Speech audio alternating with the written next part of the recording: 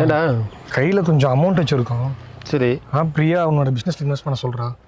டேய் உனக்கே தெரியும் நம்ம பிஸ்னஸ் கொரோனாலேருந்து ஏற்கனவே ஃபுல் டல்லாக போயிட்டுருக்கு. இதெல்லாம் புத்திசாலித்தனமாக எனக்கு படலை. இல்லைண்ணா, கையில் அமௌண்ட் வச்சுருந்தா வேஸ்ட் ஆகிடும், அதனால தான். பெட்டர் நீ ஒரு லேண்டில் இன்வெஸ்ட் பண்ணு.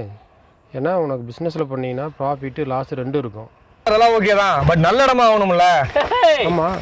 என்ன மாப்பிள்ளைகளா ஏதோ இடம் அது இதுன்னு பேச்சில் அடிபடுது. ஏன்பா மாமன் இந்த ஊருக்கு ஒரு விஷயம் பண்ணா எல்லாத்துலையும் மூக்குல எடுத்த மாதிரி எப்படி கண்டுபிடிக்கிறீங்க? மாமா நீ இடம் வாங்கியிருக்கீங்களா? வாங்க பின்ன இங்கே பாருங்க, இப்போதான் ஒரு இடத்த கிழக்க பார்த்த மாதிரி ஒரு சைட்டை புக் பண்ணிட்டு அப்படியே வந்துட்டு இருக்கேன். மாமா நல்லா விசாரிச்சு வந்தியா? ஏன் மாப்பிள்ள என்ன சூனா பணம் நினச்சியா? மாமன் எம்பிட்டு விவரமானவன். இந்த பாரு, நான் எங்கே நம்ம இடம் வாங்கியிருக்கேன், கிரீன் விசஸ் ப்ராப்பர்ட்டியோட தி அர்பில் த பீப்புள்ஸ் டவுன் அந்த இடம் வாங்கியிருக்கேன். அது மட்டும் இல்லை, அந்த கம்பெனி எப்படிப்பட்டதுன்னு நினைக்கிறேன், இது வரைக்கும் ஏகப்பட்ட ப்ராப்பர்ட்டிஸ் பண்ணியிருக்காங்க. இது 6வது வெற்றிகரமான ப்ராஜெக்ட்.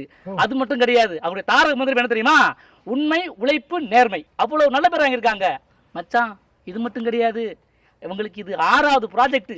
5 ப்ராஜெக்டை சக்ஸஸ்ஃபுல்லாக முடிச்சுட்டாங்க. இதுக்கு வச்சிருக்க பேர் பீப்புள்ஸ் டவுனு. போதுமா? மாமா அப்போ எங்களுக்கு ஒரு இடம் வாங்கணும் தான் பேசிட்டு இருக்கோம். நீ வாங்கின பக்கமே எனக்கு ஒரு இடத்த வாங்கி தரியா? என்ன மாப்பிள்ள வந்து இடத்த மட்டும் பாருங்க, புக் பண்ணாம ரிட்டர்ன் வரவே மாட்டீங்க. கிளம்புங்க, சீக்கிரம் வாங்க மாப்பிள்ள. சரி மாமா, நீ முன்னாடி போன பின்னாடி வந்துடுறோம். ஓகே.